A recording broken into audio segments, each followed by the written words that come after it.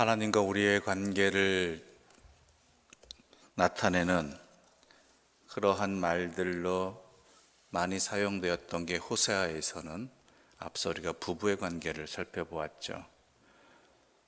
음탕한 아내임에도 불구하고 품으시고 또한 회복시켜 주시고자 하고 함께하고자 하는 하나님의 사랑이 너무나 잘 드러났던 내용이었습니다.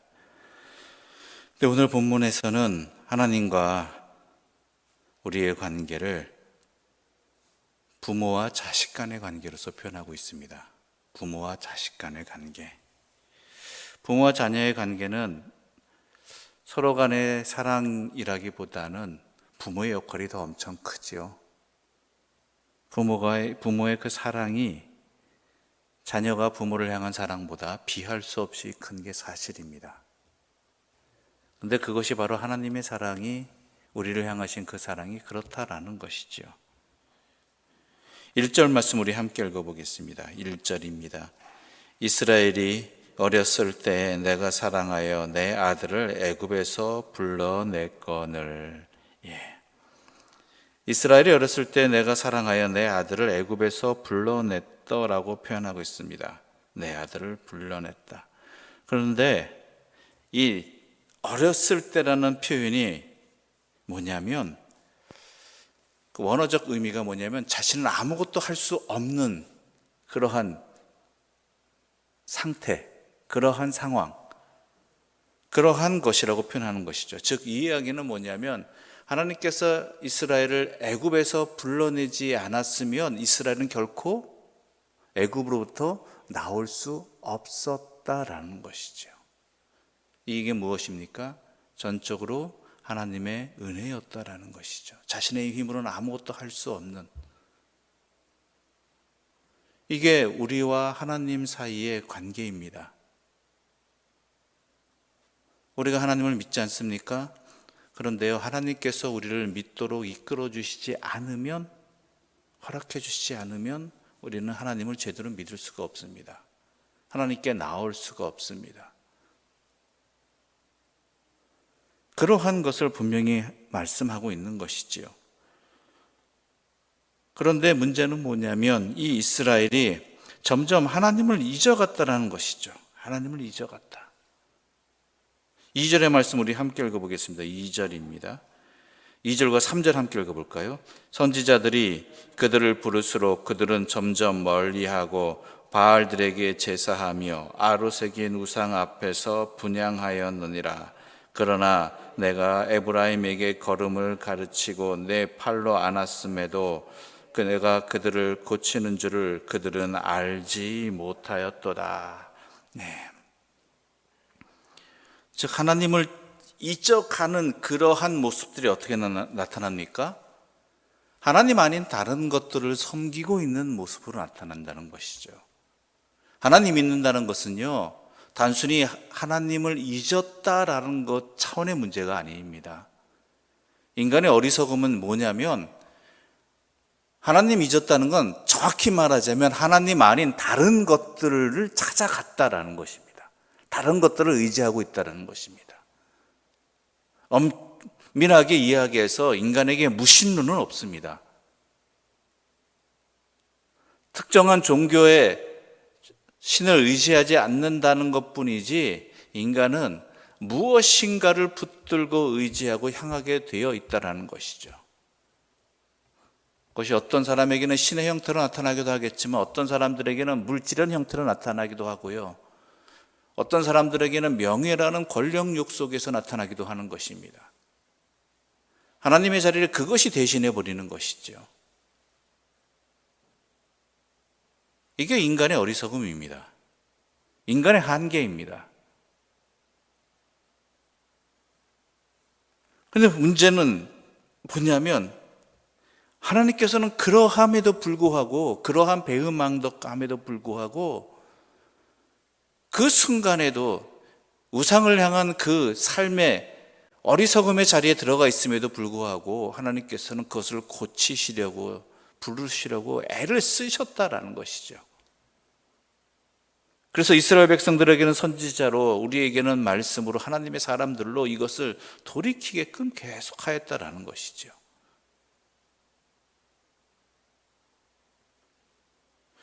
계속해서 배신하는 이스라엘의 모습입니다. 그럼에도 하나님께서는 이스라엘을 향한 그 사랑을 포기하지 않으셨다라는 것이죠. 부모의 사랑이 그렇잖아요. 자녀가 실망시키고 때로는 어긋나고 때로는 부모에게 좋지 않은 응답을 한다 할지라도 부모가 자식을 향한 사랑을 포기합니까?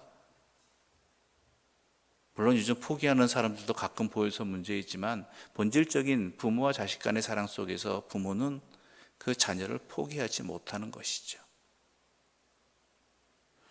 그럼에도 불구하고 그것을 알지 못하는, 그 부모의 사랑을 알지 못하는 자녀는 계속 어떻게 돼요? 어긋나는 거예요. 계속 어긋나는.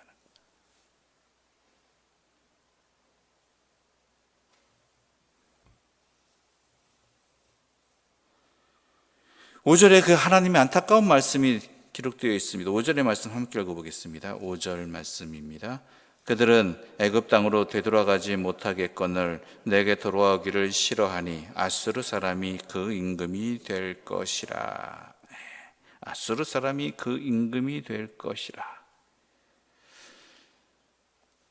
하나님께서 분명히 하나님께로 돌아오라고 하였는데 아수르의 위협 속에서 이스라엘 백성들이, 북이스라엘 백성들이 택한 거는 뭐냐면 애굽을 의지하고자 했던 거예요. 애굽을. 그들의 시도는 그거였습니다. 그것에서 하나님은 분명히 말씀하시죠. 너희들이 애굽으로 의지하고자 하는 모든 것들은 헛된 것이 될 뿐이다. 결국은 아수르에게 지배를 당할 것이다. 이 얘기는 뭡니까? 그러므로 아수르에게 잘하라? 아수르를 의지해라? 아니에요. 하나님을 의지하라는 얘기입니다. 하나님께로 돌아오라는 이야기인 것입니다. 하나님이 말씀하신 대로 들으라는 것입니다.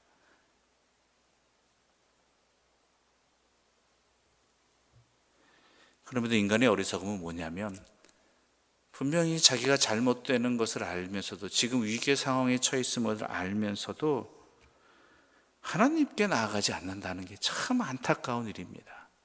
답답한 일입니다. 7절의 말씀 우리 함께 읽어보겠습니다. 내 백성이 끝끝내 내게서 물러가나니 비록 그들을 불러 위에 계신 이에게로 돌아오라 할지라도 일어나는 자가 하나도 없도다. 안 그럴 것 같죠? 사람이 그렇다라는 것입니다. 잘못 현혹되면, 어긋난 길로 가면, 잘못됐으면 돌이켜야 됨에도 불구하고 그것이 아니라 자기를 인정하고 또한 깨달아도 이건 이상한데라고 깨달아도 그것을 돌이키는 게 참 인간이 어리석게도 못한다라는 거예요. 계속 그 길로 가는 거예요. 그 길로.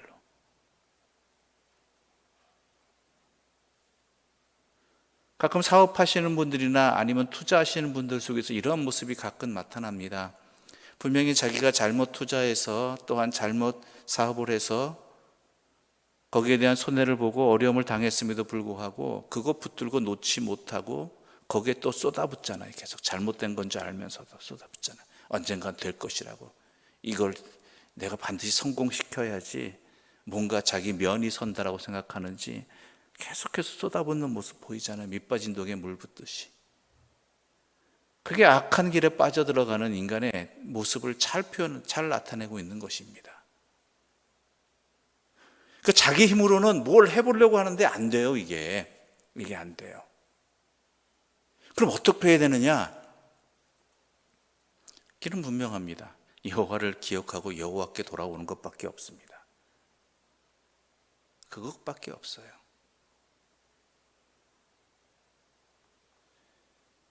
그 길밖에 없는 우리들을 향해서 하나님은 부르십니다. 8절의 말씀 함께 읽어보겠습니다. 8절입니다. 에브라임이여 내가 어찌 너를 놓겠느냐, 이스라엘이여 내가 어찌 너를 버리겠느냐, 내가 어찌 너를 아드마같이 놓겠느냐, 어찌 너를 스보임같이 두겠느냐. 내 마음이 내 속에서 돌이켜 나의 긍휼이 온전히 불불 듯 하는도 예. 즉 자기가 잘못된 길로 간 거잖아요. 하나님의 그 전적인 은혜, 사랑에도 불구하고 계속해서 어긋난 길로 갔다라는 것이죠. 그러면은 인간적인 관계 속에서는 상식적인 관계라면 그래, 넌 끝났다. 내가 너 버렸다. 아니면은 그 대가를 치르게끔 혼나게끔 하는 그러한 상황들이 벌어져야 되는데 하나님께서는 그럼에도 불구하고 어떻게 해요? 내가 어찌 너를 버리겠느냐? 내가 어찌 너를 놓겠느냐? 나의 긍휼이 나를 사로잡았다. 그래서 나의 긍휼로 너를 품고자 한다. 돌아오라. 돌아오면 내가 다 품는다.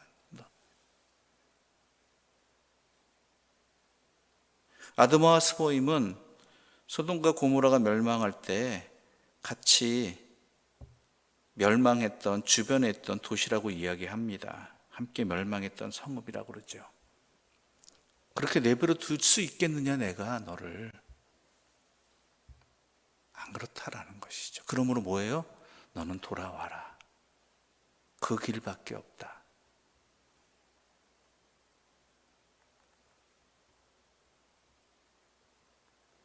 그럼에도 불구하고 이스라엘은 거기에 제대로 응답하지 못했다라는 것이죠. 그게 안타까운 현실입니다. 우리 또한 마찬가지입니다. 주님의 음성은 변함없는 사랑으로 우리에게 항상 함께 하십니다. 우리의 죄악됨에도 불구하고 어리석음에도 불구하고 도저히 가망이 없는 우리라 할지라도 하나님은 전능하신 분이므로 우리를 그 전능하신 능력으로 사랑하시고 또 불러주시고 긍휼로 함께 하시는 분입니다. 그러기에 우리가 하루를 살아갈 수 있는 것이고요. 그러기에 우리가 주님을 부를 수 있는 것이고 이 새벽에도 나와서 하나님 앞에 설 수 있고 말씀을 들을 수 있는 것입니다. 그런 변함없는 하나님의 사랑이 우리와 함께 하십니다. 또한 하나님께서 말씀하십니다. 그 사랑하는 자들을 내가 다시 부르겠다. 그러므로 우리가 해야 할 일들을 우리가 하는 것은 분명합니다.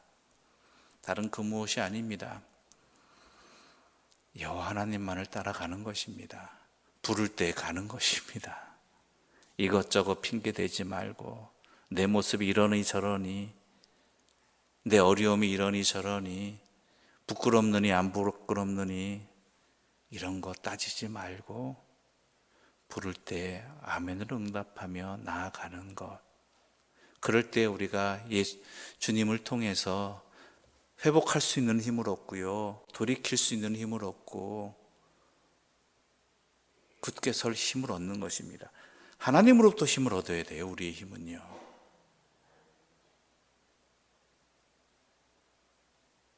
주님께서 삭개오를 부르셨을 때에 삭개오는 응답하였습니다. 그래서 그가 응답하고 주님과 함께함으로 말미암아 자신의 그 거짓된 삶에서 돌이키고 깨닫고 돌이킬 수 있는 힘을 얻은 거예요.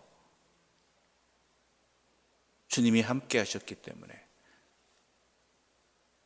그러지 않았으면은 삭개오는 여전히 그 삶에서 그 굴레에서 벗어나지 못했을 것입니다. 왜요? 그 길밖에 그 방법밖에 자기가 할 수 있는 길은 없다라고, 이거라도 붙들어야지 내가 산다라고 생각했기 때문입니다. 그럴 수밖에 없었기 때문이죠. 내 시선으로, 내 삶으로, 내 방법으로 보게 되면 그 방법밖에 없고 그 길밖에 없고 여기서 벗어날 수 없을 것 같습니다.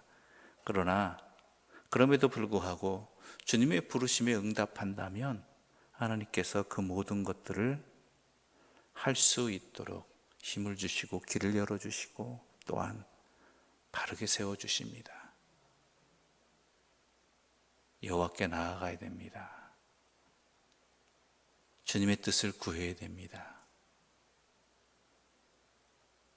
주님은 우리를 지금도 부르고 계시다라는 것, 변함없이 우리를 향한 그 긍휼을 거두지 않으셨다라는 것, 이것 결코 잊지 마시고 우리의 길을 주님으로 향해 나아갈 수 있는, 그 부르심에 응답할 수 있는 주의 사람들 되시기를 간절히 소망합니다.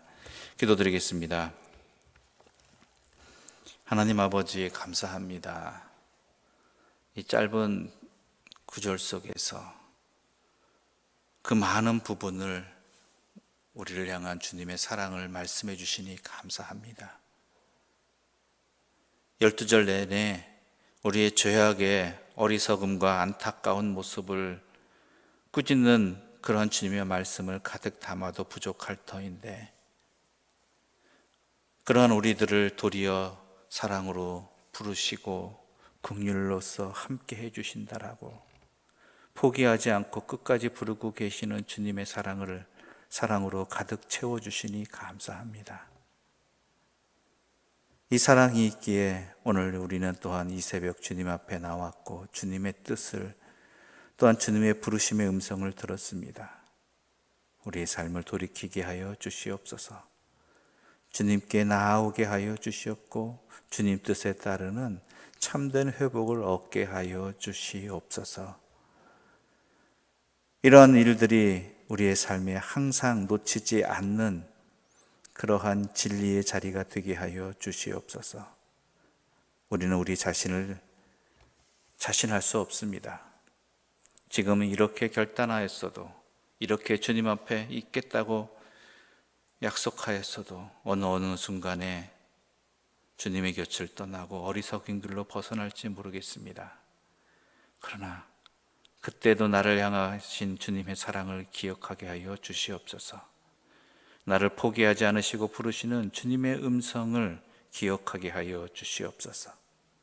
그리하여 주님 앞으로 돌아오는 믿음의 응답이 우리의 삶에 가장 지혜로운 것임을 알게 하여 주시어서 행할 수 있게 하여 주시옵소서.